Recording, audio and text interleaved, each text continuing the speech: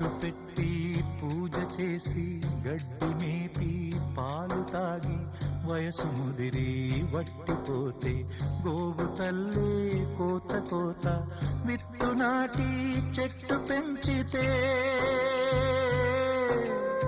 చెట్టు పెరిగి పళ్ళు పంచితే తిన్న తీపి మరిచిపోయి చెట్టు కొట్టి కట్టెలమ్మితే లోకమా ఇది న్యాయమా? లోకమా ఇది న్యాయమా? సృష్టికర్త ఒక బ్రహ్మ, అతనిని సృష్టించినదొక అమ్మ. సృష్టికర్త ఒక బ్రహ్మ, అతనిని సృష్టించినదొక అమ్మ.